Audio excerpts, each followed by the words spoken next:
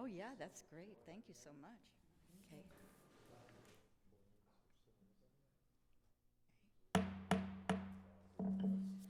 Good evening. We're now calling to order the West Hollywood Rent Stabilization Commission's Thursday, March 24, 2016 meeting. This evening, Commissioner Bergstein will lead us in the Pledge of Allegiance. Please stand. I pledge allegiance to the flag of the United States of America and to the republic for which it stands, one nation, under God, indivisible, with liberty and justice for all. Thank you. May we have a roll call? You may. Commissioner Bergstein? Here. Commissioner Kerpes? Here. Commissioner Garfinkel? Here. Commissioner Gregoire is absent. Commissioner Harker? Here. Vice Chair Maggio? Present. And Chair Saines. Here. The first item on our agenda is approval of the agenda. Is anyone prepared to move that we approve the agenda? So moved. Is there a second? Second. Oh, I kind of wanted to add something Oh, to it. all I'm sorry. right. I just wanted us to close our meeting tonight for all of the individuals that died in the Brussels bombing. Okay, I think that, why don't we add those who died in Turkey as well? All right, thank you. Thank you. All right. So we have a motion and a second for approval of the agenda. All in favor, please say aye. Aye. Any opposition? None. Very well, then the agenda is approved. We have two sets of minutes to approve this evening. One is February 11, 2016. Are there any changes to that? I know that I move approval of the February 11th, 16. Do we have a second? Second.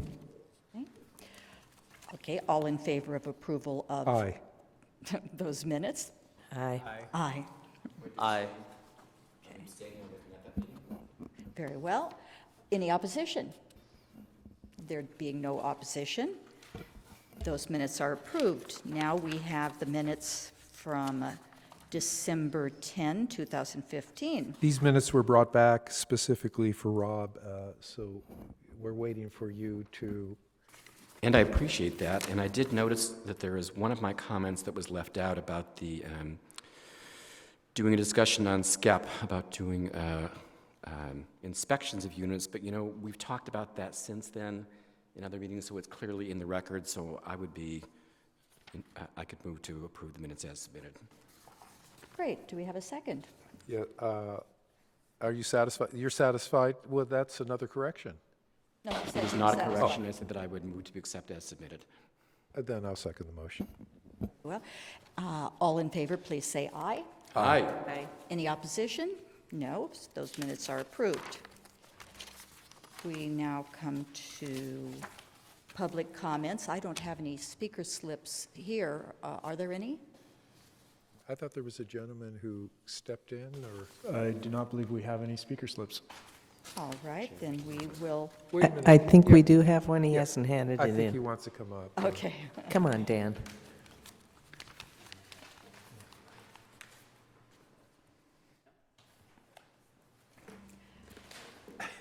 Don't start yet. Let me, I wanted to say something. Just a second.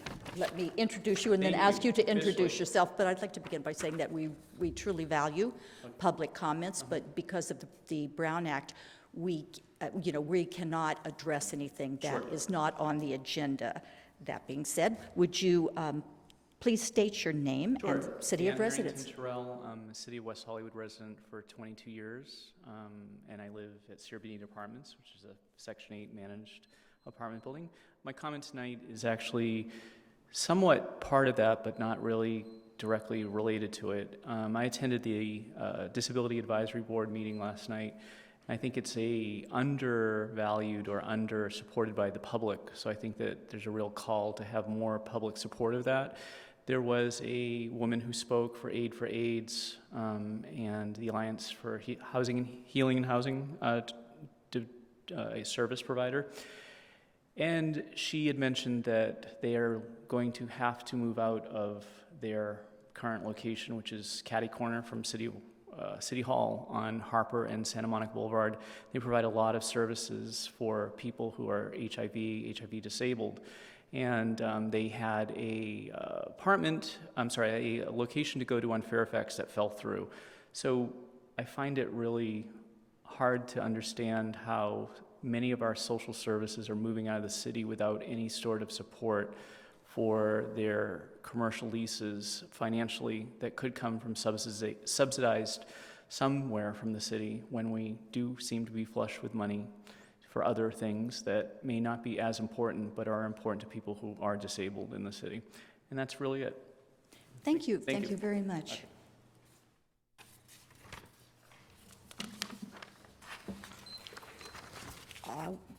We now come to the Director Manager's Report, which will be given by Rent Stabilization and Housing Manager Peter Noonan. Good evening, Chair, members of the Commission. This evening, we have 2 items on your agenda. One is a continuation of the discussion that the Commission had on June 11th on unit transfers and unit swaps. And this is a focused discussion on possible incentives that the city could offer to enhance or encourage landlords to participate voluntarily in that effort. The second item is a designation of Commission liaisons. And looking to the next meetings, April 14th, we do have an appeal that evening, and we have scheduled 2 things to know items. One is on the affordable housing, housing types, tenant protections, wait lists. The second one is actually, it's a review of the Commission's section of the annual report. April 28th, we also have an appeal scheduled at this time, and that has a things to know information session on the city's aging housing stock, and also information on the city's current study of multifamily rehabilitation incentives. This concludes my report. Thank you. Actually, Chair, may I add on? Yes, of course. Thanks. Thank you. I'd like to just make mention that in your packets, we've also provided the approved, as revised, Commission priorities for 2015-16. So the Commission originally reviewed these in the summer, and we brought these back at the study session on January 28th. We brought these forward on February 11th. And so this represents, or should represent, the priorities as established on February 11th. Thank you. That's all. Anything else? All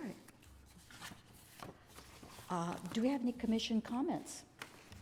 Commissioner Harsh? Good evening, everyone. I wanted to add on to the things to know and other things to go and learn. Our fabulous rent stabilization seminars, the building blocks on, I believe, let me get this right, on April 5th at Plummer Park Community Room. There is the Tenants 101 workshop, and this one is for Russian language speakers, and which is always good to have that. And also on April 19th is the Water Conservation 101, something that all of us as either landlords or renters should be paying close attention to. And I hope that everyone out there listening can make one of those. And you can get more information at City Hall, of course. That's all. Thank you. Thank you. Commissioner Maggio. Yes, to the manager, these rent stabilization ordinance booklet here that we have, how many new ordinances have been placed in here since the last ordinances that were presented to us? Oh, sure. So there were 2 new ordinances that were adopted this year. They both focused on relocation. One was temporary relocation, one was permanent. All right.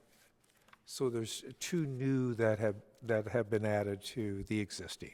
Yes. Thank you very much. Are there any other Let me, commission? if I could, I need to clarify. You said add to the existing. These were updates of existing. So none were added. It was updated. Oh, so they were existing ordinances that have been updated. Yes. Do any other commissioners have comments? Commissioner Kirpies? Thank you. I wanted to report back on, and the chair can probably speak more on it, but the Human Services Commission meeting that we attended on March 8th. Chair Sains and I attended that meeting. This was the meeting that Yes. was the result of our conversation that we had at our previous meeting. The Human Services Commission had asked for our comments on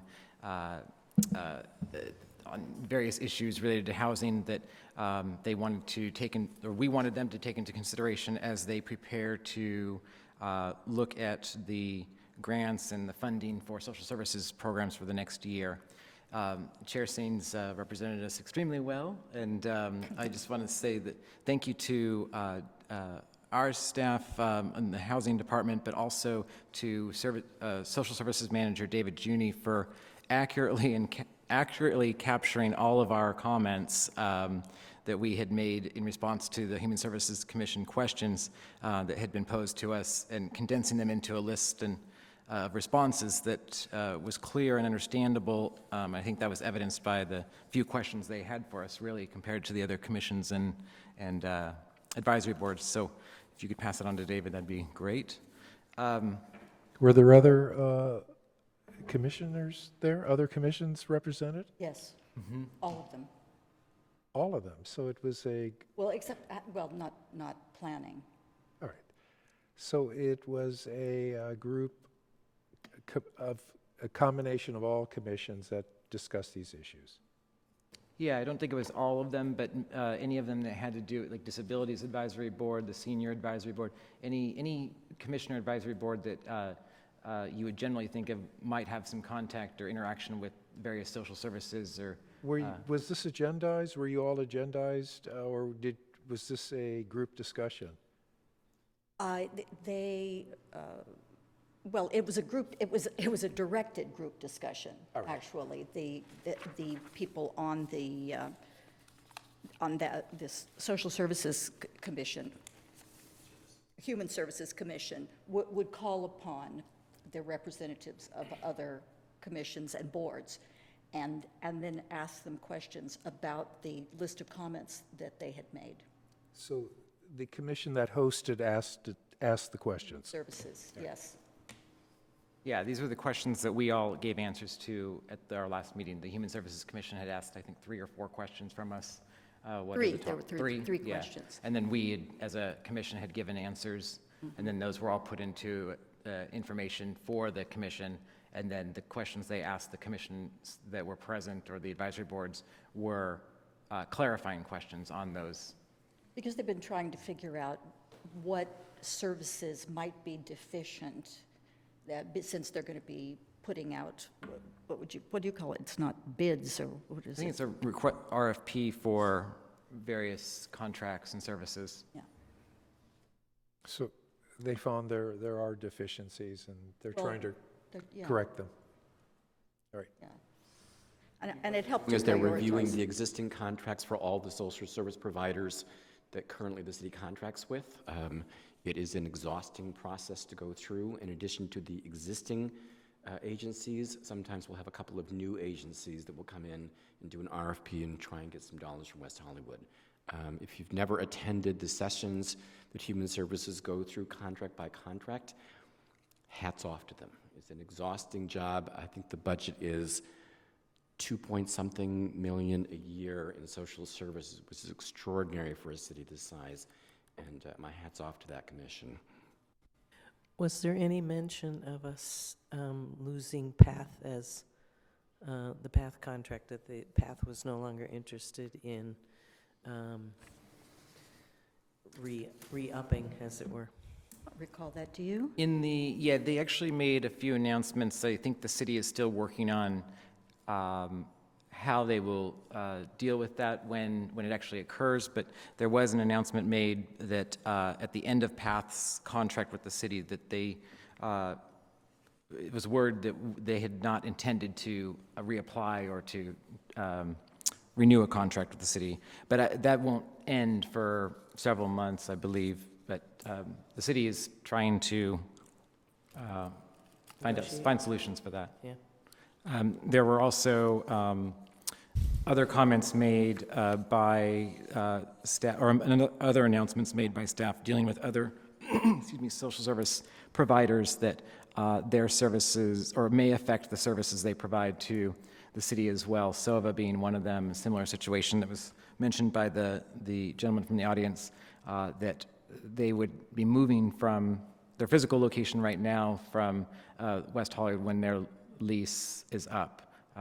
So this is a problem that we're seeing across, not just tenants in residential units, but commercial properties as well across the city, that they're just being priced out. And so the city, again, is looking for different options, and I'm sure that we'll hear more about that in the future, about what the city will be doing in response and what services they'll be able to fill in. The other thing I wanted to mention, I just was reading an article in the Santa Monica Mirror about a tenant who has filed a lawsuit against their landlord for disclosing private information to the public or to other tenants, and was awarded $825,000 by the LA Superior Court. And this was a situation that arose when the tenant was taken into custody for a 5150 hold. It's a 24-hour or 72-hour, I'm not sure which, but it's a hold just to check the mental health of the individual, to make sure they weren't going to hurt themselves or others.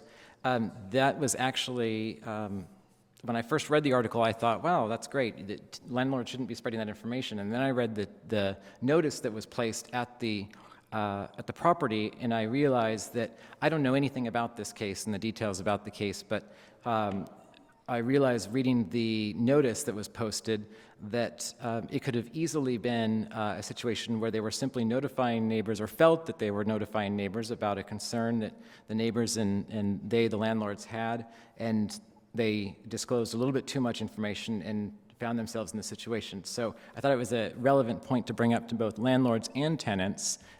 Tenants to be aware of your rights, and to feel free to contact the city if you feel that your rights are ever being violated, or you're not receiving the services you need from your landlord. But also as landlords, to be cautious about what you post about individuals on your property, because you may have had very good intentions, and you may have been asked a lot of questions by your tenants, but the information you disclose may get you into some trouble. So just be careful about that.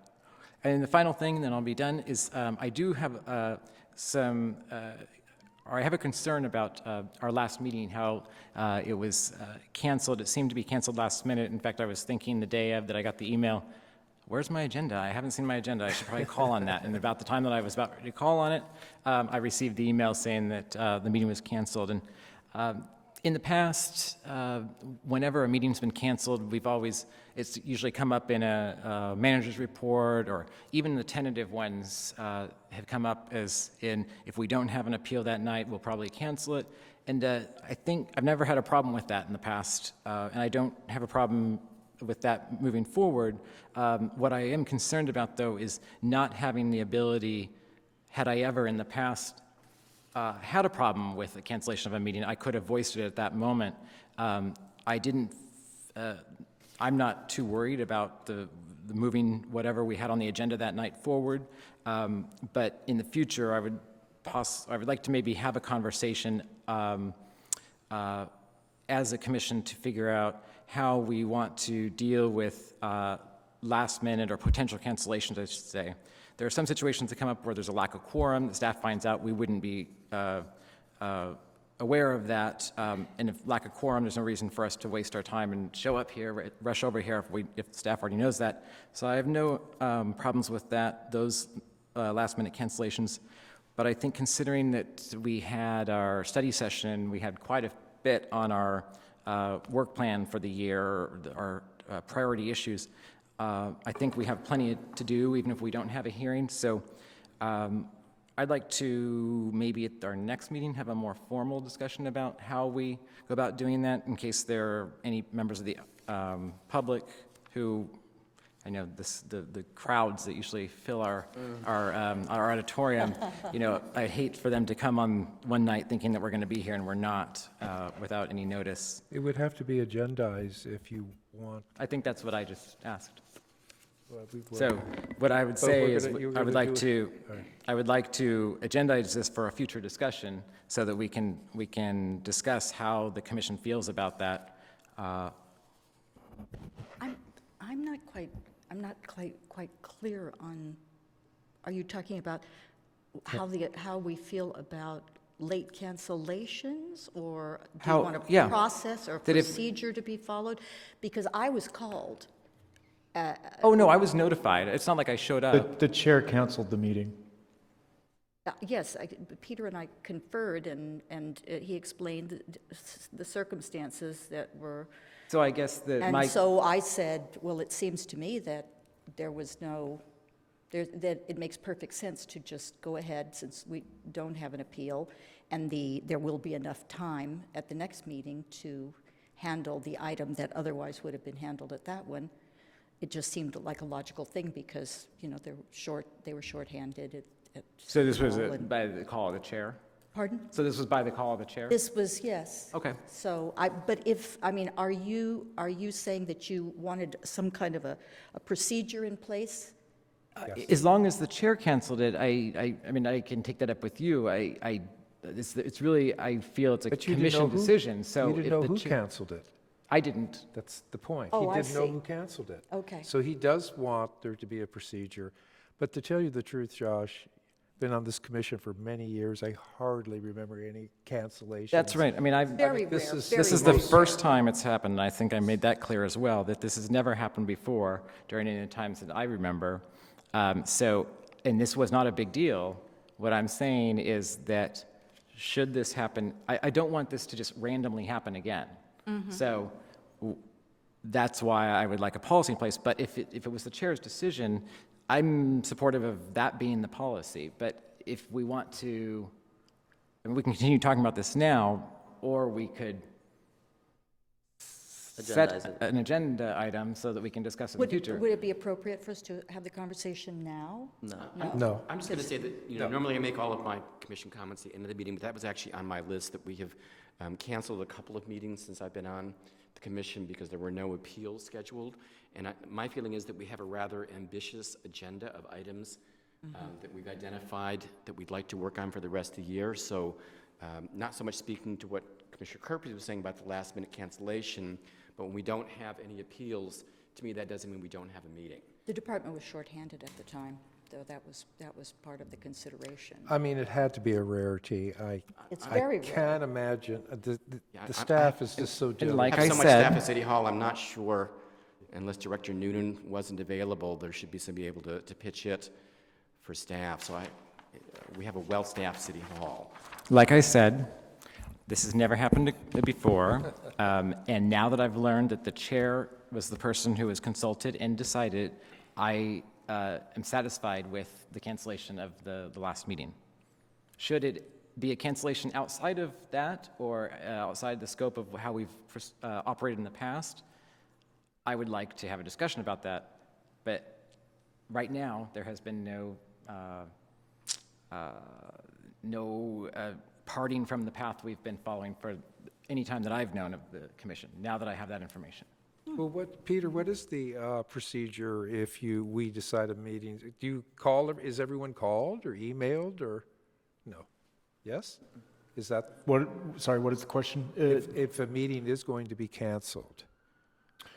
And you want to inform all the commissioners, how are you doing it? Well, how we did it was through a blind copy to the commissioners that the meeting was canceled. But the actual action, the mechanism, how we canceled the meeting was by calling the chair, letting the chair know the situation, and the chair agreed that it made sense to cancel. Okay, that's the first time it's ever been used in all the years I've been here, but I'm satisfied with it too. And that concludes my comments. All right. Did anyone want to say anything further on that subject or Well, on any other subject? Actually, I had one additional, but I know Alexander has not had a chance, or Rob. I'm happy to let you continue first. When I look at our upcoming agendas, I always think the appeal is the most important. And on April 14th, we have not only an appeal, but we have things to know and then review the commission's section in the annual report. On the 28th, we do have a public hearing, and then we have the additional things to know. But the 12th, the 26th, and the 9th, we only have one of each of those items on those meetings. I mean, are we going to come here on the 29th simply to reorganize, and then that's it? Wouldn't we want to maybe combine some of this work? No? I think the May 12th, 26th, and 9th, they're still open to possible appeals. Right. I placed items on the agenda on the look ahead to get those items on there. Now, June 9th, that is the meeting where the reorganization happens. So that's on there as a meeting, as a little note, FYI, that's the meeting that the reorganization happens. And that's required, that meeting? Well, basically. if the commission cancels that meeting, we can move that, yeah. But that is the meeting that we do the reorganization on traditionally. The announcement of the AGA happens at the second meeting in May. So we will, I'm expecting that we'll have items to fill in on these agendas as we go forward. Because we're talking about, Rob was saying we have a very aggressive, I think we have enough priorities on our priority list that we approved, that on the evenings where there's no agenda and nothing really meaty to discuss on the agenda, that maybe we could start adding those in. all right, well, I'm satisfied. Thank you. I just was bringing it up just to, For a voice call on that I'd like to hear every commission's comment on whether that would be an appropriate measure for us when we do not have a full agenda, when we do not have an appeal, that we do not cancel the meeting, and that we fill it in with some of our priorities for discussion that evening. you want to be able to fill in, you're saying?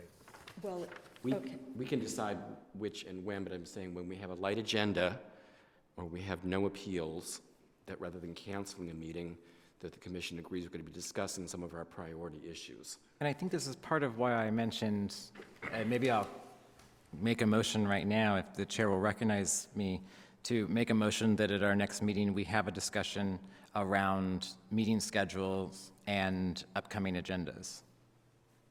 So you want to agendize that? Yeah, I think if we're going to continue talking about it, I think it's better that we Then place it on a I'll future support the agenda. motion with a second. Yeah. but that- Second. Yeah, but voice vote? You- Aye? You can do a vote, you could do both, but a voice, unless there's tremendous dissension, which I don't think there is, then just do it to voice. Yeah, whatever. All in favor, say aye. Aye. Aye. Is there any opposition? No, so may we have that on the agenda, just a discussion? Great. Sure, we can add that to the agenda. And are there any other commission comments? Are you done, Commissioner Bergstein? Oh, okay. Okay, so I'll jump in now then, I guess. I just wanted to comment on the fact that I've noticed that the city has taken greater steps in recent time to start communicating with its constituents. As I've mentioned in previous meetings, I think that's a vital part of what every city government is supposed to do, and making that process as easy and workable for anybody who may not know how the system works is a vital part of doing that. So now that we've actually taken a vote on this issue, I'd also like to present a similar topic, which is I'd like the commission to discuss the potential of agendizing a meeting where we ask staff to develop a presentation on what outreach the Human Resources and Affordable Housing Department is doing to communicate with every demographic of the population, as well as what it's doing at a whole, and where there are possible areas of opportunity where we can step up our services and provide better care to our constituents. I thought you were going to ask for an interpreter to So with, to provide interpreters, but I think we bring in someone who can speak Russian, like Elena. No? well, without a thorough understanding of what the staff currently is doing already and what the department already offers the constituents and in what way, I personally am not privy to the information to determine whether or not we already provide that service at the moment. And if we do provide it, in what regard it's provided and what barriers to obtaining that service exist. So are you asking for the staff to present how they disseminate information overall to the constituents or specifically to rent stabilization issues? Rent stabilization issues. Okay. That's the only thing that we have purview over. You were talking about human services, though. You were asking, I thought that you were saying that you wanted to know what human services was providing.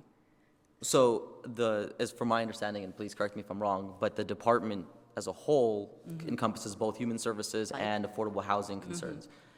Given that, I'd imagine that a lot of their outreach techniques are going to be very similar. So I'm just curious specifically in terms of what we're doing to outreach to the rent stabilization housing as well as the affordable housing, which comes out of this department, which is why I asked the question that way. You're making a motion, I would second that motion. Okay? Can I just So this is clarify, are we talking about the Human Services and Rent Stabilization Department, or are we talking about the Rent Stabilization and Housing Division? See, I don't think it's clear. I don't think the commission is. And then let me Oh. help for clarity. Yeah. In the Human Services and Rent Stabilization Department is recreation, special events, social services, and rent stabilization and housing. I'm the manager of rent stabilization and housing. The commission is within rent stabilization and housing. Is that what you'd want? That's what you want, yeah, rent stabilization and stabilization housing? yes. Okay, thank you. This is what we discussed in our priorities for the year and the outreach and stuff, and you're just asking for it to formally be agenda, or Right, I'm- formally presented? Exactly. Yeah, I'm just looking to develop a kind of foundation for where we are now, so we as a commission can understand what services we have yet to provide to our constituents and what we can do as a commission to help facilitate that process. Do I have a second? Second? So this is to put this on the agenda. This is just to put this on the agenda, and as part of that, ask for a staff report on what we currently are doing as far as outreach. I'm not sure I clearly understand. Does staff understand this request? Yes. Yeah, and one thing I would ask, since you have the managers look ahead, have a look at that and have a look at what we could swap around, because this does sound like an item that's going to take some amount of staff time, and I'd prefer to have it as a single item on the agenda. So if you wanted it, for instance, on May 12th, then perhaps we move the earthquake retrofits and Why don't we shift that down. Put it on the 9th with the reorganization, so we'll have a full discussion now after the reorganization. We're happy to put it on June 9th if that's acceptable. Because that's all there's on there. I think it would be a good time. Well, do you think that'll give the department adequate time to prepare? I think that we can, since it's the Rent Stabilization and Housing Division and it's our materials and outreach and our information, we can put that together, yeah. Okay. June 9th would be fine. When is it that residents receive announcement of the AGA? The AGA goes out with our newsletter, so that goes out right after July 4th.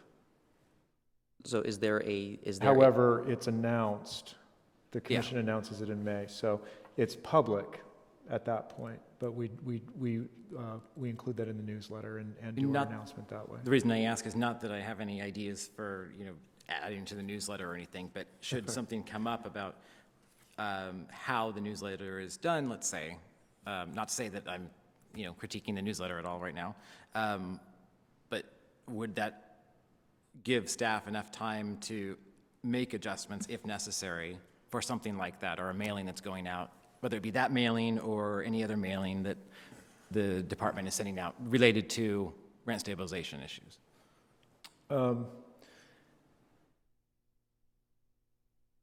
That would be pretty tight for us That's what I'm by thinking. June 9th. We're well underway. And since you're speaking about, just materials in general, the annual report is really underway at that point, so no. that date wouldn't really be meaningful for this year, but, we do the newsletter again in the winter, so we can certainly shift at that point. So if we were and perhaps there's a constraint that I don't know about, but is there a way that we can then have it agendized prior to the June 9th meeting? Would that be too great of a burden on the staff? Really, the earliest, for my comfort, is May 12th. Okay. However, what we would do is shift that earthquake retrofits information down. And is this just for an FYI, things to know, or is that an actionable item? It's an FYI. The FYI. city's pursuing a study, and so it would be information on that study. It might honestly be more realistic to shift it down because I think that study is still just fairly early on in its process. Okay. So maybe we move that one. Yeah, we're going to move that one down. So I guess then my motion would be to re-agendize the things to know earthquake retrofits to a later date that staff believes is most appropriate to presenting us with that information, and agendize a discussion of our outreach materials on the May 12th date. Yeah, I just wanted to add that, I think staff does such a wonderful job agendizing these items, and they hear us, and the fact they know that we want this, they're going to put it on, but sometimes it needs some time to get there. Well, Peter just said that. That would be the first available date that he's comfortable So, with. and we are still here in June and July and August and September, so these are things that we could discuss, definitely. Well, Peter just said that he could do, that the staff would be able to do this I think it sounds like it could be a presentation little... on outreach materials on May 12th, because they can move the things to know about earthquake retrofits to a later date, because more work is being done on that anyway. So we have a motion. Are you opposed to hearing whether there's a second to that motion, or are you countering with another motion? No, there would have to be a second anyway, and then a further discussion. Was there a second? That's what we're discussing. All right, now there's further discussion. That was my discussion. I have none, so Further I would call discussion. the vote. Okay, so shall we do this by, Either way, if there's no real opposition, a voice is good. voice vote? Okay, all in favor, aye? Aye. Aye. Aye. Any opposition? No, all right. Thank you. I just have one more question about this list. It's on June 9th, which, lucky for me, I'll be on vacation for the first time in a year. But I hate to miss that. However, down at the bottom of this page, it says reorganization of chair and vice chair annually at the first meeting in July. So I'm just curious how it got moved to the first meeting in June. Or was that a typo? We'll fix it. Good question. So is it the first meeting in July usually, and this I think year we it's should June? we should follow the footnotes on the bottom of the page. So I that think the would move- commission has had the discretion to move it around. It's been earlier, a little later. It would simply mean that we would have this lovely Gail Sain still cheering for a while. And that would be fine with me. Same here. Same here. Okay. All right, so is there anything further? Well, do we need to do anything about changing it, or is that just... No. Okay. I think we heard that the commission wants to do that, so yeah, what we'll do is we'll put the discussion on presentation materials on May 12th and move the earthquake retrofits to June 9th, and then we'll move the reorganization to the first meeting in July. The second meeting in July is the study session. Perfect. No, there's no need for a vote on this now, right? We already voted. At the end of the meeting, but since we're going to be doing this all at once, Good thing we're on appeal tonight. I know. So I already talked about Josh, you beat me to the punch on that one. I'm looking to staff for a little guidance on social media and the Rent Stabilization Commission. There is an East Side blog. Commissioner Harker, which one is it? You and I, do you remember? Which The which East one? Side blog that you and I have chatted on before? Oh, it's neighborhood, Yes. next door.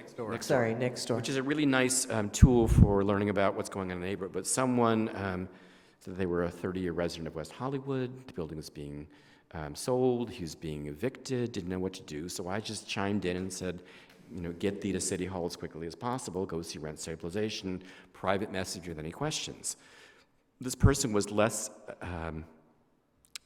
than truthful in what they posted online, and I just said, I'm going to pull back and let staff handle this. So what I'm wondering is, rather than myself or any of us commenting on social media about rent stabilization issues, if we were to bring that to the attention of staff, could staff do a response on social media? Because I'm concerned that I don't want to, myself or any commissioner, to say something, and then if a situation comes before this commission, to have to recuse ourselves because we have posted on social media a comment about that. But I didn't want to bypass a chance of educating not only the person who thought they were being evicted, but the public about the resources that we have at City Hall. So would staff be able to respond on social media?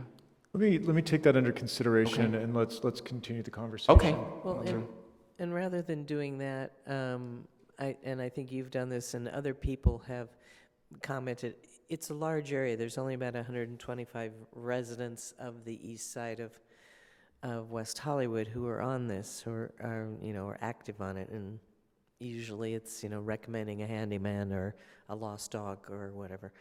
And what I think you did and I have done and other members of the community, not as commissioners, have just suggested that they call with their problems, immediately call your department at West Hollywood.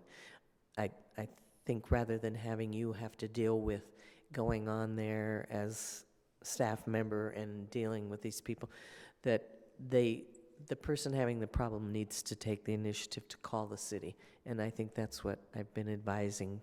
Other people have advised too, just saying that West Hollywood is very protective of tenants, and if you're having problems, please don't hesitate to call the city of West Hollywood, and just leave it at that, rather than foisting that, because then the city staff person, whoever it is, would having to track that, and it really is just a social blog. There's a lot of good information on it. I think Commissioner Williams on the public safety always posts the public safety meetings, which is good because it's yet another layer of announcing and reaching out to the community members.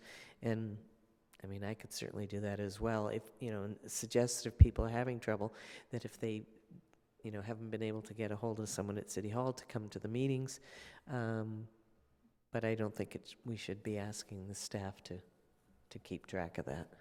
Rob, are you talking about misinformation, though? I'm sorry? Are you talking about the spread of misinformation?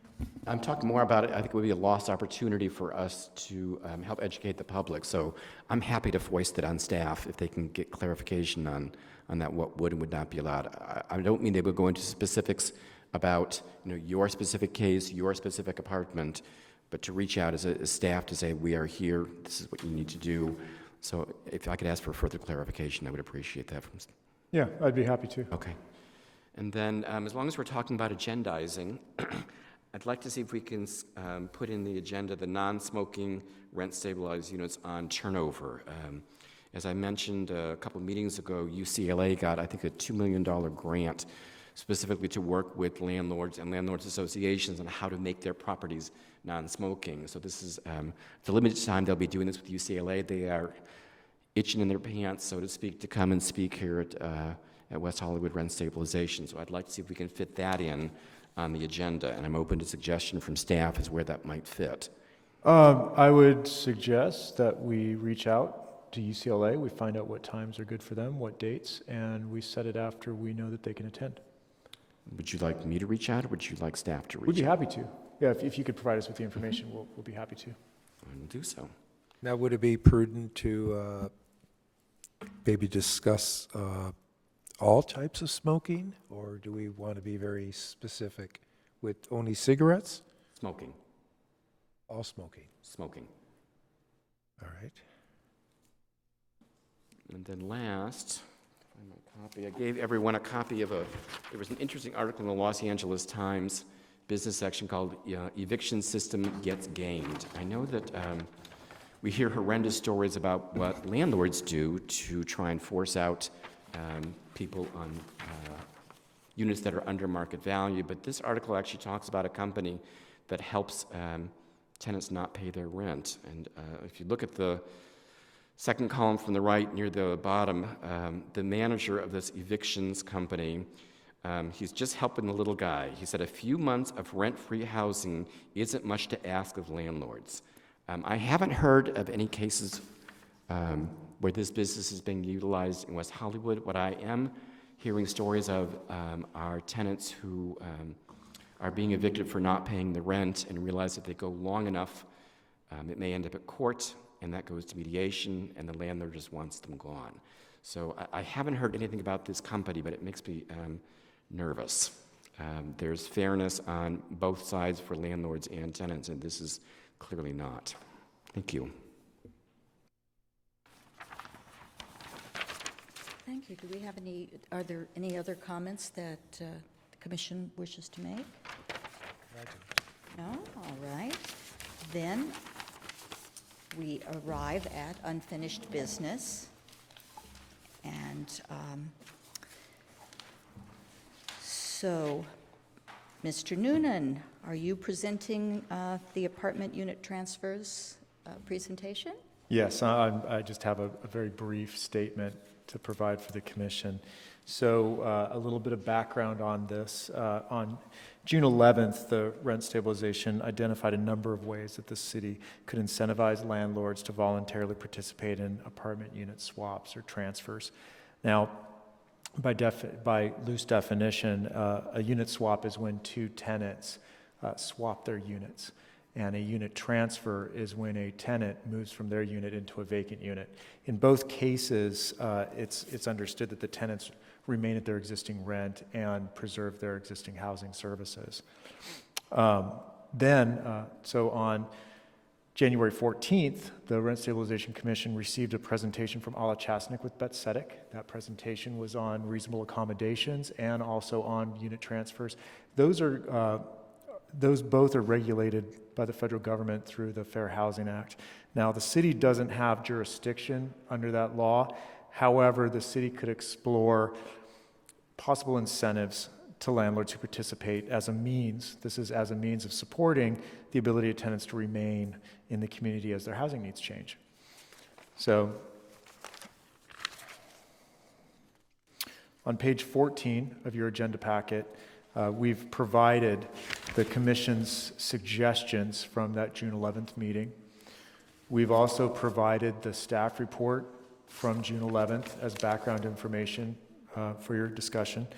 Some of the ideas that were identified on June 11th were to explore, what would the value and benefit of being to waive the annual registration fee, which is right now set at $120 per unit per year. Or to offer some level of subsidy towards the cost for preparing the units, repainting, freshening the unit, or perhaps even providing a higher level of cost to rehab the unit, maybe new counters, new cabinetry, new appliances, things like this. Also, mention came up now prior to 1996 in Costa-Hawkins when we had true rent control. When a tenant did move out, the city did allow a one-time 10% increase in rent. And so an idea here would be to explore in limited situations or circumstances. We certainly wouldn't want to establish a rent that the tenant couldn't pay, but is there a possibility to allow for a rent increase that's just a little bit greater than the AGA in that swap? Realizing, however, that, and we do want to study this and understand it, if we have tenants moving from upper-level units to lower-level units, there may honestly be a higher rent that can be achieved with the upper-level units, just proportionally in the building. For say, if, and I'm just hypothesizing here, and there's a landlord on the commission, he may have other comments about this, but you may have units on higher levels that have that just have higher rents associated with them just because of the nature that they're higher in the building. I'm not sure. I think the commission mentioned it, we wanted to explore that a little bit more.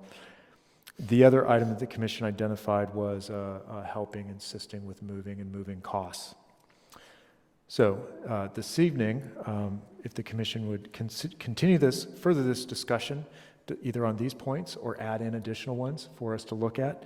Once we have that discussion, what we'd like to do following the commission's comments is to compile all of your comments, analyze them, look at the costs and the public benefits. We'll then go out and meet with apartment owners, community members, representatives from other cities, and try to get a good gauge on which incentives are going to be meaningful to forwarding this endeavor, and then return with a summary report of findings for the commission. Concludes my report. One question. Any questions? Yes, I do. If the individual who has swapped a unit from upstairs, they've gone downstairs, and they have always been the senior tenant in the building, and I don't mean by age, but they're the longest, maybe by age too, actually that's true, would have to be by age. If then they do, they're allowed to switch and go downstairs, do they lose in any way their seniority if that building, for instance, 3 or 4 or 5 years later, would be Ellis'd? And perhaps the question could also be extended to owner occupancies, where this would really play in, because under an owner occupancy, it's the newest tenant out. Right. And so we would want to look at that, certainly. Yeah. I mean, unless they would have the same rights, then it could wind up not being so beneficial. If the building then was Ellis, and they were the first to go, when they actually would have been the last to go. Or if they were a senior 62, they would get, and they were low income, they would get $20,000 and 1 year.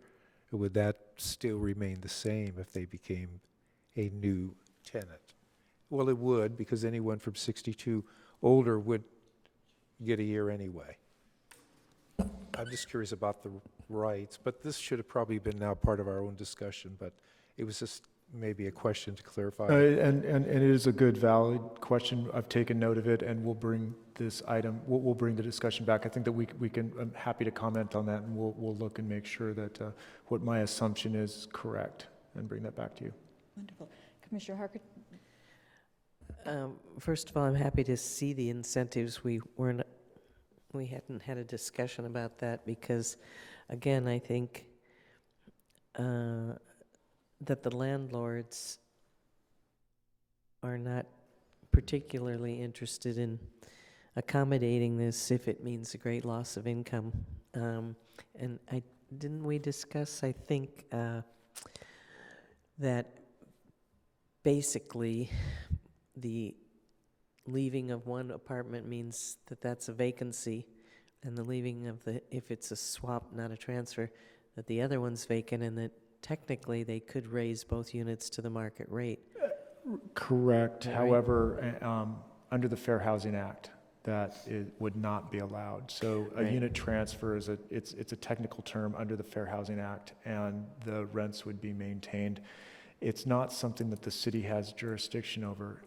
However, we have seen court cases in other states and other Right. jurisdictions.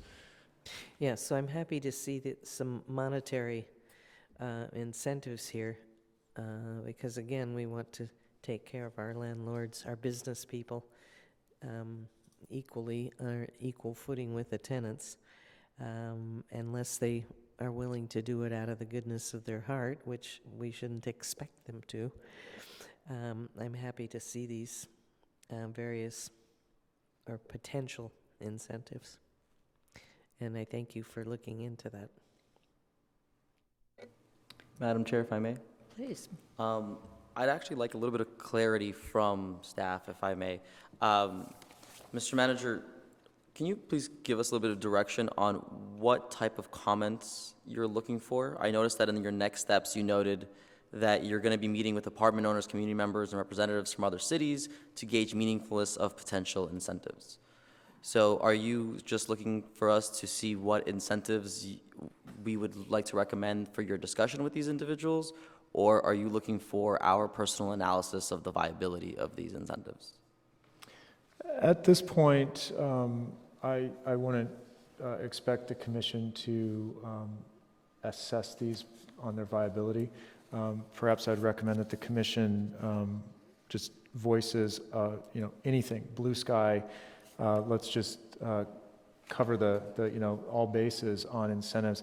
Let us go out and do conduct some analysis on this, and then interface with the community, bring that report back to you so that you can then weigh in and you can weigh the analysis at that point, weigh the public comment, and then make some decisions on how to move forward. Perfect. Okay. Sounds good to me. If I may, then. Please. I personally think that these are all potentially viable. I think that there is a potential to utilize them as an incentive. I don't necessarily think that unless we're willing to incentivize them using great monetary value, that we're definitely going to have to be a little bit more creative than this, perhaps set new standards that would make it more appealing for landlords to engage tenants and to possibly come up with some sort of mutual understanding prior to either the lease signing or prior to their contact and the need of the city to act as a mediator. That would be my only comment. Thank you. Commissioner Kirkes, did you have something? Just a few minor things. We don't have any concerns over the definition of tenant or vacancy because the route we're going, or the route staff is going right now, it would be an agreement between the landlord and the tenant. Is that correct? We don't need to deal with issues. Rather than, I'm kind of taking, or I'm going to paraphrase your question and use that as something to explore, because I think that we need to answer that question for ourselves and make sure that we're not, that we understand it. Now, the unit transfer itself is something that would occur under the Fair Housing Act. That's not within it's not our law. But we want to understand the law and understand what tenants could be faced or how that would interact with our definitions of rent, our definition of tenant. And so I'm happy to take that and take it forward and then look into it and come back with a response. So I think long story short, I think it is something for us to look at. Maybe not something for us to be worried about at this point, but something certainly for us to review. So I think I'm hearing you answer my question by saying nothing's off the table, but I'm understanding from the staff report, we're looking at more of incentives and agreements between the landlord. Yeah, absolutely. I mean, raise concerns or raise any concerns that you have. I think that there's a great concern that was raised about, how does this interface with owner occupancies or the Ellis Act? I think raising this about the issues and concerns about, it's just not going to be enough. And then how you're raising this to, how does this interact with definitions and how's the mechanisms going to function?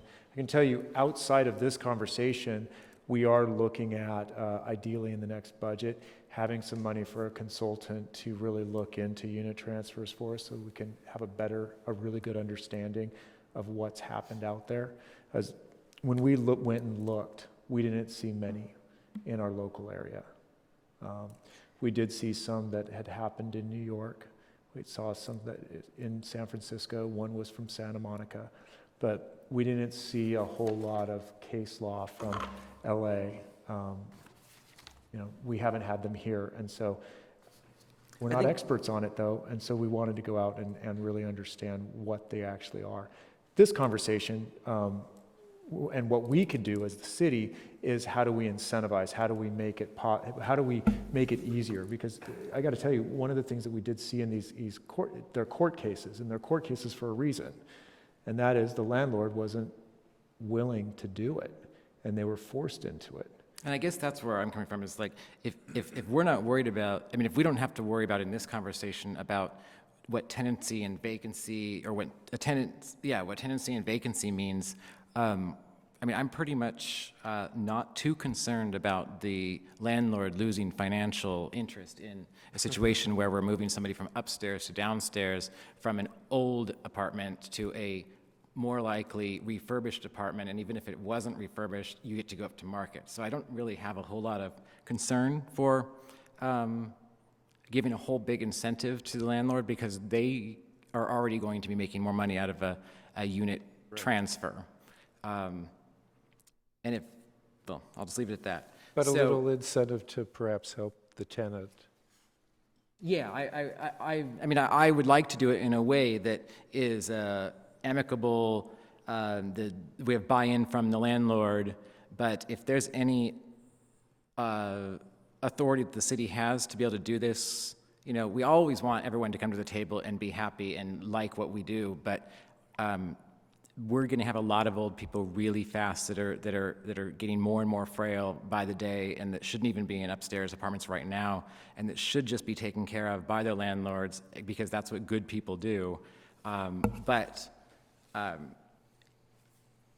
So if we don't have to deal with all those things, that's where I'm at. I wasn't trying to like go down Not a the problem. path What of- I'm offering is that please voice your concerns, because we will take those and we will weave these into the summary report that we bring back to you, so that we answer questions. Asterisk my comments with, I don't want it to cost the landlord anything. In those rare, and I say very, very rare cases that it might, the general principles of moving from upstairs to downstairs and a new apartment versus old apartment, if that were the case where they could show that, no, this is not going to work for me financially, I think there should be some sort of to resolve that issue. I don't want them to be made whole, I guess. If the city does want to go down incentives, you know, I'm fine with that. I just worry that an incentive of money from the city, or whatever it may be, refurbishment. I think refurbishment is, was listed here. I think it's upgrades to the apartment. I think that just general upgrades, I'm not for spending the city's money on. But if it were upgrades in terms of rails and bars for stability, or ramps, things like that, for the tenant, I'm fine with. May I suggest, rather than ruling things in and out at this point, maybe we just put them all out there, and then we can weigh the value of them at the next meeting? I'm just telling you where I'm at. I mean, that's fine. I can wait all my comments until after we hear back from the owners and stuff. Well, looking at the list, perhaps for the commission, if we look at the list, are there any other items? Is there anything else to explore beyond these points? A tax incentive. Tax There incentive. are property taxes that are from the city of West Hollywood, perhaps a break in taxes to help make up for lost income. Yep, that's good.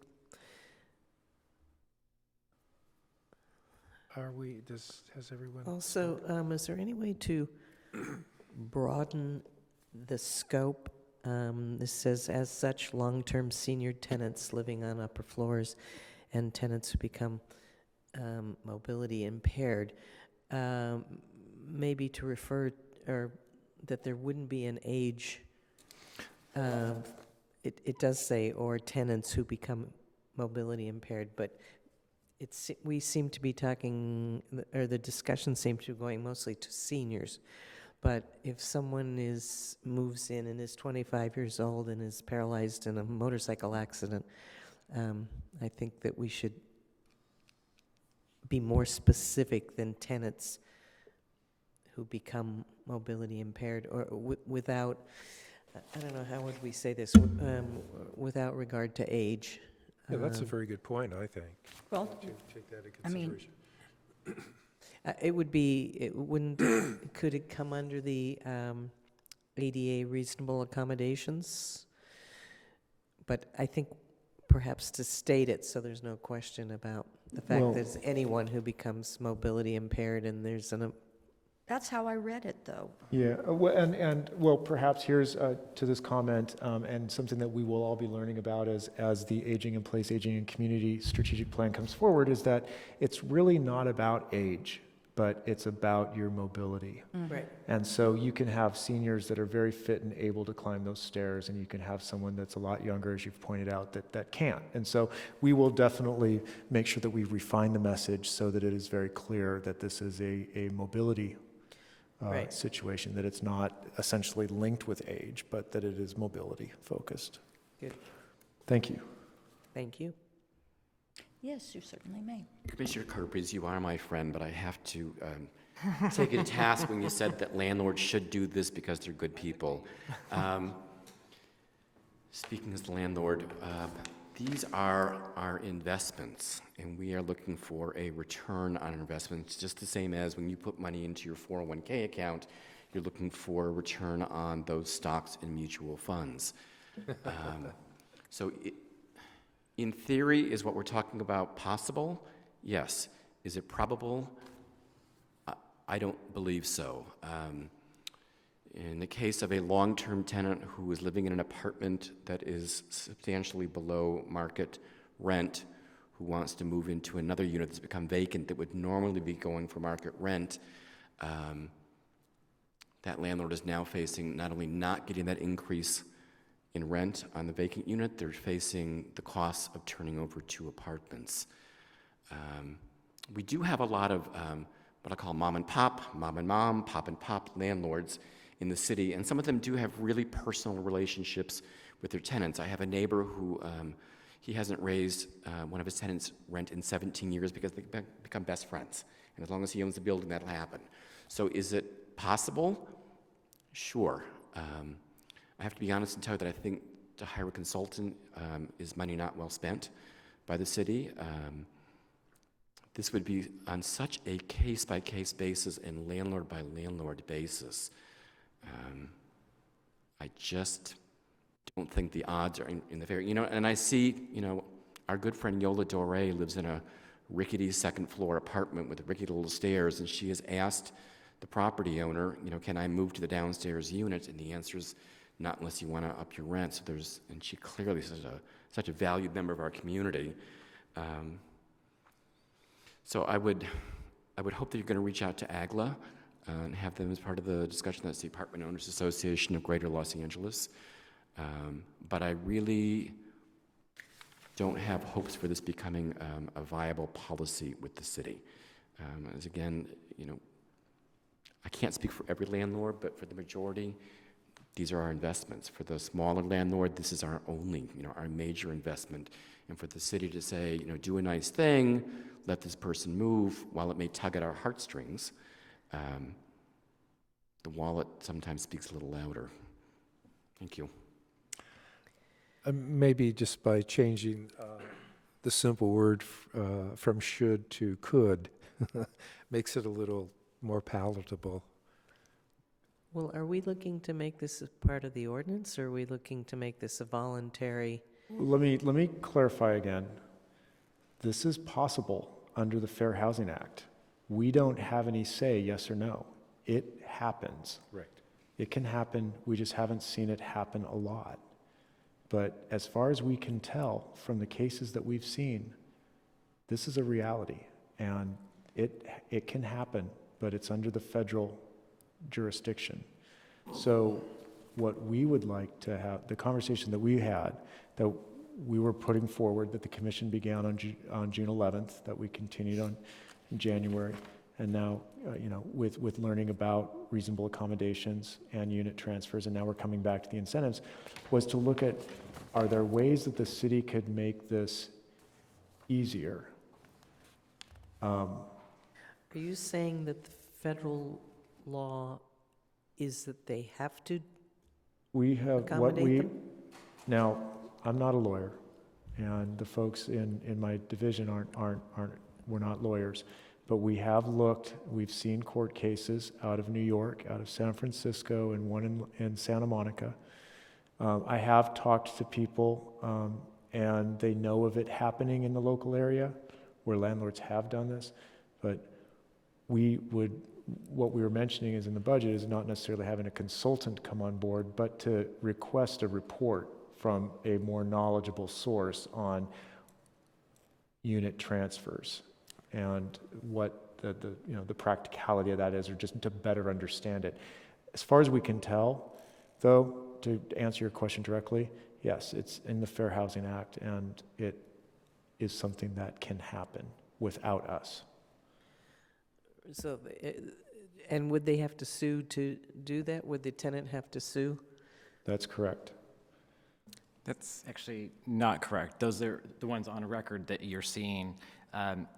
The tenant files for a request for accommodation that must be granted unless under certain circumstances, and I'm not a lawyer, and only if it's denied does it become a lawsuit and become a bigger issue. It happens quite a bit, and there's no specifics. Like, every situation is different, and that's why both the landlord and it starts with the tenant or the person that feels that they have a disability that meets this federal standard. So you're saying that the tenant applies to the FHA? The tenant writes to the landlord and says, I'm asking for a accommodation, the accommodation, and they say why, and then the response is yes or no, and the response can really only be no except if it meets certain conditions. Mm-hmm. And those conditions change all the time based upon what the circumstances are, because they're very vague. And I'd be kind of interested to see those cases at some point. I'm not an attorney, retired paralegal, so I can wade my way through cases, but I'm just curious about the legal authority and how binding that is. Yeah, so in our next budget, we're going to recommend a little bit of money to have someone put together a report, give us a collection of cases, and we'll share that with the commission. Anyway, refocusing to the conversation or the discussion this evening, this is really more focused on, are there other items that are not on this list that you think we should explore? And you don't have to have other items. We can just carry forward with these if that is the case. But is there anything else? Is there anything that the commission... Well, I think we added to look into the legality of you lose your seniority. I think Stephanie also came up with to clarify the disability concept if you're 25 and not to just refer. Personally, I like what's here very much. I think the potential incentives that you got it down right. I think the descriptions have been done correctly, and it should be simple but tight. And although it's important to discuss every aspect of it, but I'm very satisfied personally what is here, and with these couple things that I think we need to tighten it up a little bit for clarification. You added the thought about a tax issue. And Yes. tax incentives. Yes, so we can look at that. And I think your intent was something that it would be, it's basically a waiver of the local portion of the tax. Okay. So does anyone else have any additional ideas and options that could appeal to landlords? Anything else? I think perhaps we come up with a broader approach that looks at how tenants can play an active role in facilitating that with their landlords if that situation ever arises. So perhaps incentivizing tenants to take better care of their units, cutting down costs during transfers and swaps. Perhaps incentivizing tenants to play a more active role in developing relationships with their landlords to make sure that communication is actively accessible to both parties at all times. Mm-hmm. I think that if landlords and tenants have the ability to communicate, a lot of the problems that ended up escalating wouldn't escalate. So I'd like to see some creative ideas that would allow us to address both sides of the spectrum and not just one side. Okay. Thank you. Anything else? Maybe add a line that might seem unnecessary, but it's one of those things that if we state emphatically that it will not cost the landlord will not incur costs of any kind during this.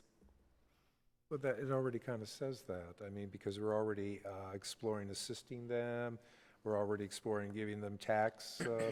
Well, that's what I'm saying, though. I mean, that would cover, so that if something else crops up that, all of a sudden the landlord, I don't know what it might be, but if we state that this should not cost the landlords anything. And addressing what Alexander said about how we can get a tenant maybe to take better care of their apartment. Well, if they're on top of the law, they're supposed to get that apartment painted every 4 years. If they're on top of the law, they're supposed to get that carpet changed every 7 years.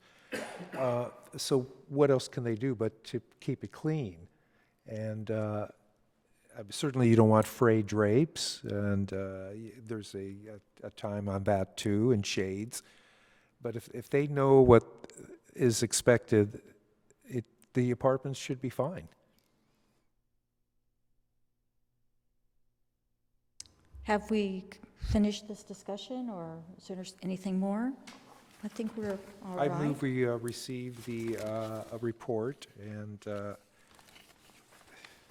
we don't have to file and report. It's report and file.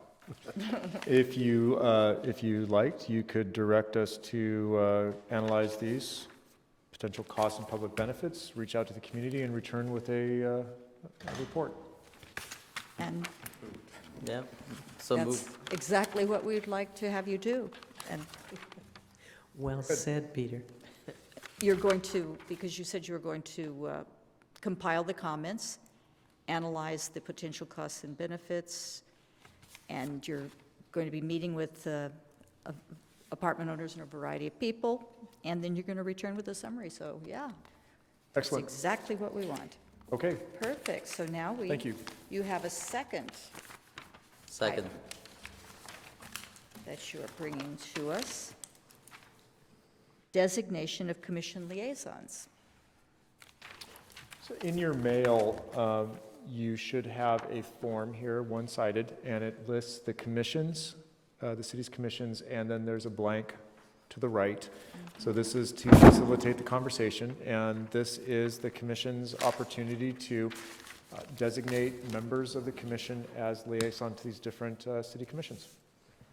Since I just stepped off of Human Services, I would be honored to be our liaison to Human Services. Before we start real fast, can maybe since the secretary has access to the internet, or maybe the director does too, or the manager does too, but can we find out when these meetings meet?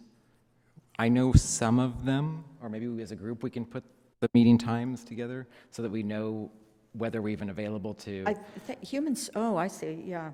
If anybody okay, knows, Human we're Services, I gonna think work is on that. is Does that the make second sense? and second Tuesday or something. Do we want a little bit more background, which I am able to give because I've been the liaison for many years? And usually there's one liaison.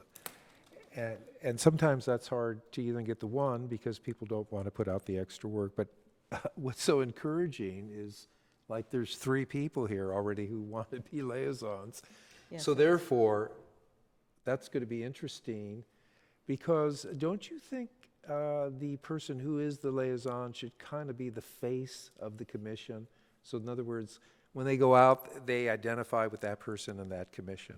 So if we're going to now have several liaisons, which could work, I mean, you think it will work as effectively? Are you saying separate liaisons to one commission? Different Well, commission. let's see, you go, I'll go. I think that's, I'm not following. Well, If someone says they would like to be the liaison to arts and cultural, right. then they would be this commission's liaison to arts and Right. cultural. If someone else wants to be liaison to business license, that commissioner, so I'm not sure. Right, but we've never lost done that before, where there has been individual commissioners going to individual commissions being liaisons. That was the standard on It was Human never, Services. When I was on it, we all were faces to various commissions. There wasn't one commissioner. It's a tremendous workload Right. for one commissioner to take on to It cover is. all of our commissions. it is. And it was hard for me to go to all of them, but, I like doing it. You have to decide how, you get up there and you give your spiel, but the point is, how long do you want to stay? Do you want to stay for the whole meeting? Do you want to stay for just a part of it? Do you want to make a presentation, which is usually what is done? You make presentations, as you have at the beginning under comments. So are you saying, Richard, that you went to all the commissions and the other commissioners were not a liaison? We never to any- included that, but I kind of like the idea that we could have more than one. And So I'm no longer volunteering, so I will not be the liaison after we decide who will now be liaison, because I've done my work, so with someone else. It does seem to me that, that it would be sensible to have whomever wants to be liaison to any commission. And I think Mr. Kirby's, Commissioner Kirby's request for the dates is sensible, because sometimes, certain dates will not work for someone. So are we able to get that information right now? I think they're working on it. Yep. Okay, We working are on it putting it now. together. Well, let's just talk about, okay, we already have, Commissioner Bergstein is interested in doing human services. Before we go on, When that is, that's the first, isn't that the second Tuesday? I think it's the second Tuesday? Okay. I think it's important we also add 2 additional advisory boards, senior and the Russian advisory, which is not on this list. I think And those are also- places where, Disabilities? and disability, because, yes, The because of housing. accessibility? I'm sorry, that was senior? Senior advisory, Russian advisory, disability is not on here, but disability as well. And then we have all the additional commissions, full commissions that are here already. Purpose really for us to go out, oh, sorry. Just a second, if I could just ask a question. Manager Noonan, how was this arrived at, this list? Was there, was there some, Those are the city's commissions. these are, The okay, existing these are commissions commissions. And now what's happening here is people are expanding this to boards? Will be, yes, At will this- the advisory boards, I think, commissioners, to have a representative go to senior advisory and the Russian advisory. I think those are important people to connect with, and Okay, let's ask, what was the reasoning process that brought this about? Is this something that The commission requested, I believe that it was Vice Chair Maggio that asked for this to be agendized, and it was requested a couple of meetings ago. okay. So that is the origin of it, and you're all commissioners, and so I just had Tom put the commissions on the page. Where the commission wishes to have liaisons to the advisory boards, then we can do that too. Okay. All right, so Do you want instigated this. volunteers? I did instigate it, and Okay. I was actually, I know that Rob and Alexander seemed to be very interested, and they're great spokesmen, both of them. Although I think Alexander for sure should be connected with the Russian advisory, because he could communicate more fully with them. Well, Commissioner Gregoire, Commissioner Gregoire I don't could think as well. Mr. Gregoire will be interested in being a liaison, but Oh, I think we volunteer him for all the ones that don't get taken tonight, just to sign him. I believe he's going to be gone for an extended period of time soon, work-wise. But Josh, were you showing interest in being a liaison? I'm interested in making sure that as many people, and kind of through the agenda item that we'll have in the future, the outreach of the city's policies and protections for tenants gets distributed as widely as possible. And so that's what I see our role on as if we're going to have liaisons assigned, in my view, they should be there to advance the policies, or to announce the policies of the city, to share with people who may not know with these commissions and advisory boards that then can take them back to their constituencies to share with them the information. And then at the same time, for those commissioners who serve as liaisons to hear from mostly the advisory boards about issues that maybe fall under the housing and rent stabilization issues, issues coming up, seniors, we hear a lot about disabilities, and bring that back to the commission as potential ideas of how to address the concerns of residents in the housing ordinance. So I do this on a regular basis. I don't show up at any certain meeting at any certain time just for that, but I'm always out there trying to tell people, and I think all of us are. I mean, that's why we're interested in being a commissioner. So I have no specific interest in being assigned to one because I don't know what my schedule's like. But I want to see if we're all on the same page on what it is we're doing out there.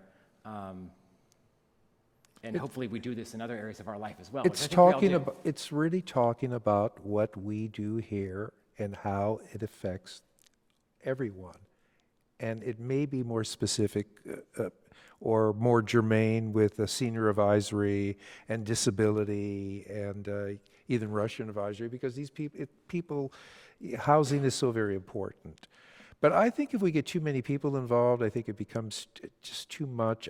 The only difference, I think, this year, we should elect a liaison and a co-liaison, and because the co will help to fill in. And try it, and if you don't like it, we could always change that.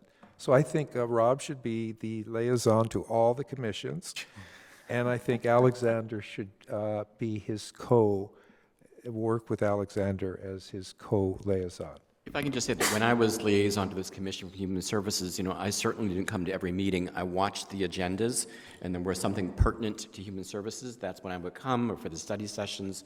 So my way of serving in that capacity was not to come to every single meeting and speak at every meeting. It was only when there was an agendized item. So. But to at least occasionally make some appearances, like you have been doing it, which I think is an excellent way of doing it.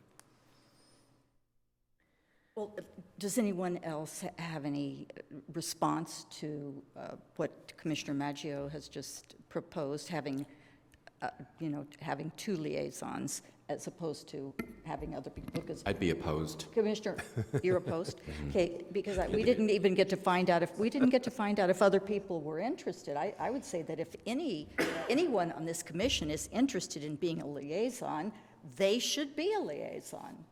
Because everyone here is perfectly competent, and look how many passionate people we have here who, would be happy to carry the message of what rent stabilization is about and housing. So who would like to be, and what would you like to be liaison with? I mean, let's talk about that, or because we have one person here who disagrees with Commissioner Maggio's recommendation of just two people. Any other comments about that? I attend several of these commissions on a fairly regular basis, and not as a member, not representing rent stabilization, just because I have an interest in it. Historic preservation, human services every once in a while, public facilities, I do a lot. I'm more than happy to appear there either way as a member of the public or and again, I think somebody mentioned to look at the agendas. Rob, was that you? Look at the agendas and see if there's anything pertinent that, historic preservation, for instance, you wouldn't think that would be affected, but the study that's been done prior to all of the multifamilies was historic multifamily, and I went to 3 out of the 4 that were all held in one day, discussions about that, about how the city could incentivize multifamily historic properties and to keep up their buildings. Because it can be very expensive, for instance, in an historic building to replumb the whole place. So they were talking about low-cost loans and things like that. So that tied in, but again, I'm not sure. I see Commissioner Maggio's point of having people just pop into each of these, but a lot of them don't really relate to our purview, but again, I'm more than happy to do historic preservation, and I also attend Disabilities Advisory Board just because I'm interested in those things and how they relate to housing. But whatever my fellow commissioners decide would And work. I should add in, since Commissioner Gregoire is not here for the commission, for this discussion, just so the commission knows, Commissioner Gregoire has been a part of the technical advisory board for that study of the historic preservation incentives. So I believe that he is a part of that, and Commissioner Kerpes has also been. Accidentally, yes. Yeah, accidentally. Accidentally twice. So just so you're aware, I know that he's not here to represent himself in this, that he has been a part in the past on historic preservation, on that study. If I may make a suggestion, I mean, I think that every commissioner that's spoken so far on this issue has a valid point. So I think that having a liaison is very important. Having a face for people to be able to identify with is important. But at the same time, I also am aware that each one of us is at a different place in our personal lives as well as our professional lives, meaning that our schedules aren't always necessarily stable and are subject to change in many regards. And I'm going to point at Commissioner Kerpes because he definitely understands my struggle with that problem. So therefore, but at the same time, I believe that any commissioner who wants to represent the commission should be able to do so. I think that as commissioners, all of us are every day, day in and day out, representatives of the commission and of the city by virtue of what we do. And it's important not only for every member of the community to have access to any one of us, but also for the other commissions and the other commissioners to have access. So I think the more players there are, the more people that we have promulgating our specific mission, our specific incentives, and the topics that we're discussing in our commission meetings should be a concern and a burden that we each take upon ourselves. And whichever one of us is most suited in a certain specific situation to go and make a presentation should take that opportunity to do so. So if there's something that comes up in our agendas, and maybe this is something that we can direct to staff to help us figure out, is which agenda items, or maybe it's like a report that we get, but essentially for us to be able to, as a commission, decide what's important to us and send a representative who's willing and able. I could kind of tell you what I did. I would always go at the beginning of the meeting. I would not get involved in their agenda. I would come with my own material. And we have so many workshops, and we have so many additional things and materials. So we have enough already to talk about to educate these commissioners so they could go out and help educate the public. And so, I mean, I like the idea of being there specifically for a particular item, but again, the way I think I did it, I think was pretty powerful. And although it's hard for one person to do it all. Is this a custom or has been on a lot of a commissions for tradition, years. or is it, I mean, we've seen one or two commissioners come here from other commissions, but we certainly haven't seen all of them. So does anyone know if each commission has liaisons to every other commission? It's my sense that it's really a choice of the commission. Right. Yeah. Well, then do we want to eliminate liaisons then? Do we want then to eliminate this position, or do you think it's important? To delete them. I think it's important that we do have liaisons. Multiple. I think whoever would like to serve on which commission, and then if there's no one to a specific commission, we don't have a liaison. Because you put this on, I mean, you put this on the agenda, so what was your thought when you put it on? I thought we would have a liaison with a co-liaison, and they would work together. I thought that would be the way to do it. Yeah, so that was what you planned to propose when you saw the list. Oh, how about this? Why don't I continue to be the liaison, until we could come up with a better plan and further this discussion each time. Maybe gives us an opportunity to think about it a little bit more because we've not had a discussion on this at all. I'm not sure. I think we've all kind of voiced our thoughts on this. I'm not sure it serves any purpose to re-agendize it. I'm not sure why we can't come to a conclusion this evening. All right, well then how will we have the volunteers and for what? Well, Rob said he wanted to volunteer for Human Services. Any other volunteers?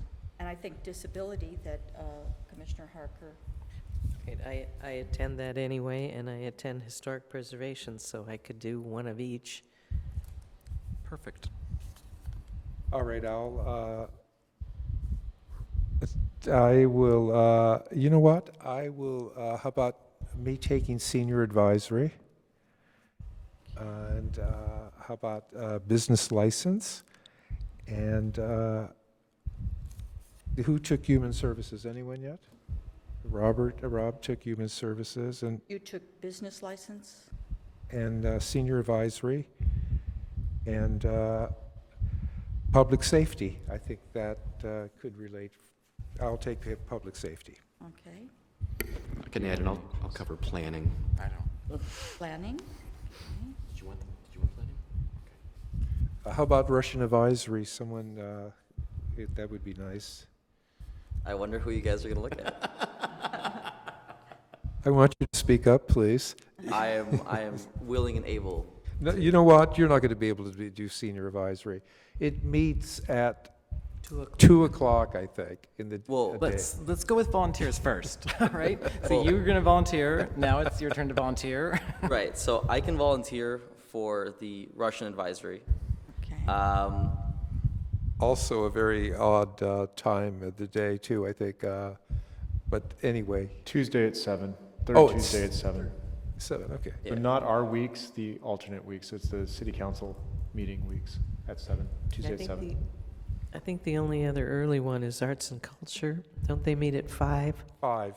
They meet at 5 right before us, Yeah, I was just there, actually. but just once. It's the fourth Thursday of the month, so it's And may at not, 5.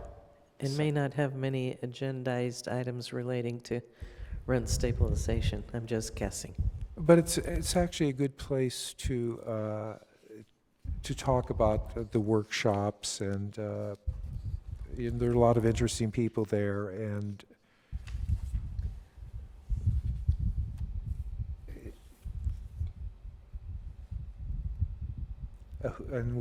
who took historic preservation? I did. Stephanie? And who I'm took? there anyway. Robert took human services and planning. He took, and public facilities and transportation. Those are open. No, I'm not. And arts and culture.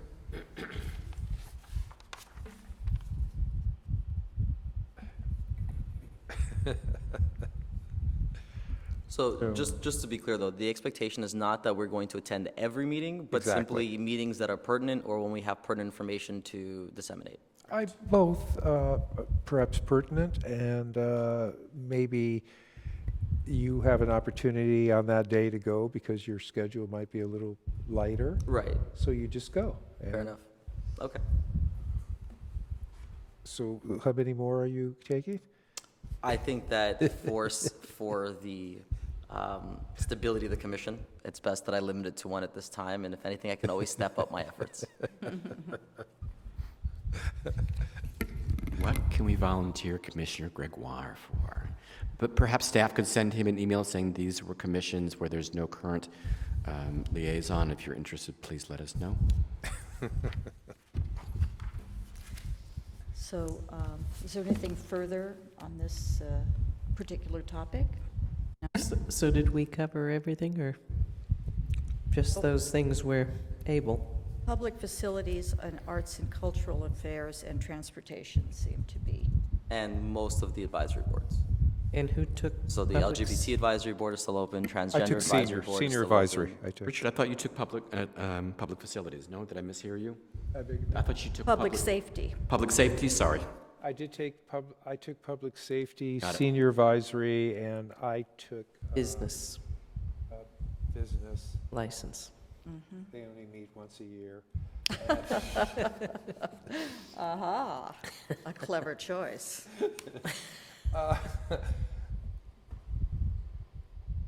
Okay. So why don't we then just leave it as it is and keep on adding to it maybe every meeting? Maybe it will give everyone an opportunity to look at the times and maybe. Could we maybe ask the staff liaisons for the commissions where we don't have liaison to say, if there's something appearing on your agenda you think pertains to human service or to rent stabilization, to let us know in advance, we can maybe find someone who'll pitch it for that meeting, but have the staff liaison watch their agendas? Yeah, we can send that out. Have we completed our discussion of this topic? Right? Then we don't have any speaker slips for the public comments at this portion of the meeting, so I guess we go to commission comments. Do any of you have any more comments about anything? Not that I would ever comment on public comment, but it has been my concern for a while that we are losing our nonprofits because they can't afford the office space. And I floated the idea to council when they start discussions on what to do with the vacant lot at Crescent Heights in Santa Monica, that perhaps a portion of that could be set aside to retain the nonprofits who serve our residents and are being forced out because of higher rents. So I don't think they've even begun the discussion for that property, but I think I planted the seed at least. There was a meeting last night. There was a meeting last night regarding that property. Yes. And it will be used as a parking lot for the time being while they discuss what else to do with it. But I did not attend, but I heard that a discussion of public art or some kind of a little public area, you know, because we have on two of those corners city parks, the two triangles.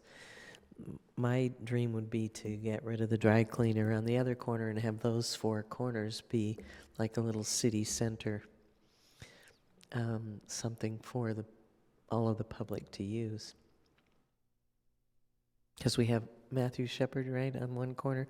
What's the name of the one on the northwest corner? Does anyone know?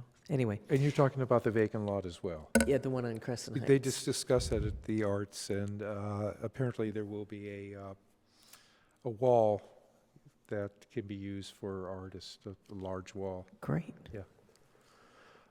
I had a question for the manager. Has the city council, have they done the second reading on the increased amounts for moving out with Ellis?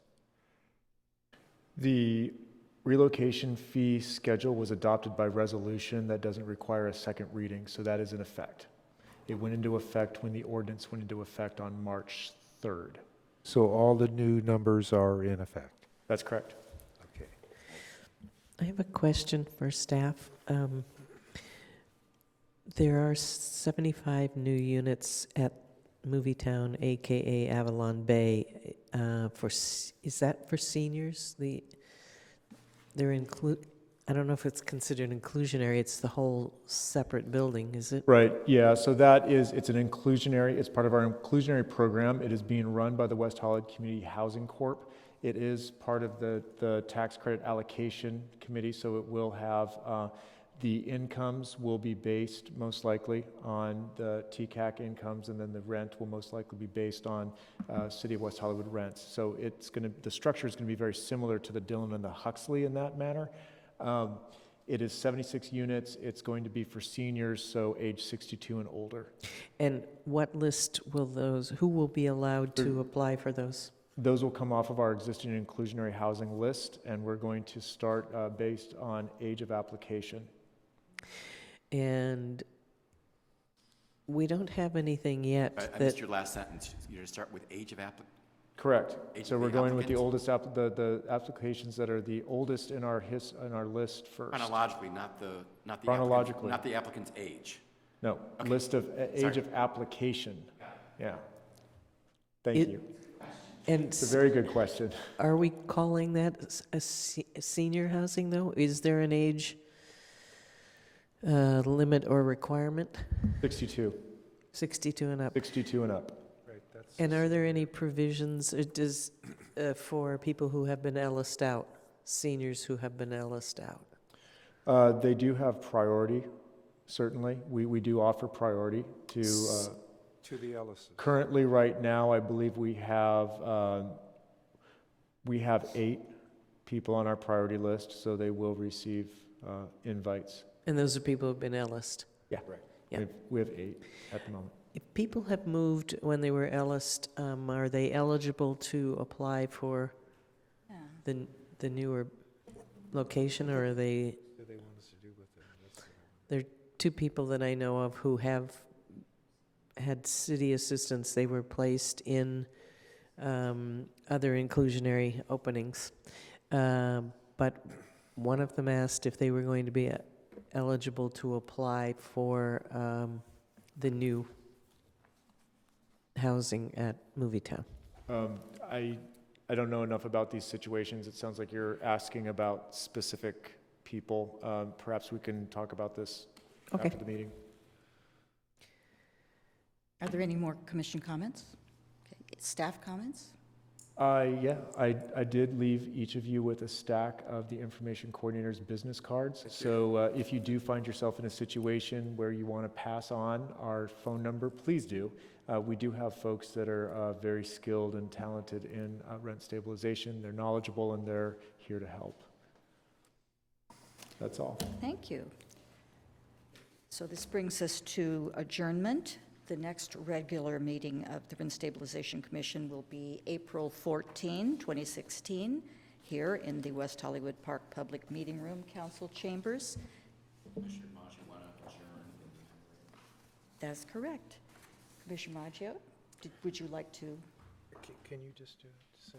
This is going to, we're going to adjourn this evening in honor of the people who were killed and injured in Brussels and recently in Turkey. The meeting is adjourned.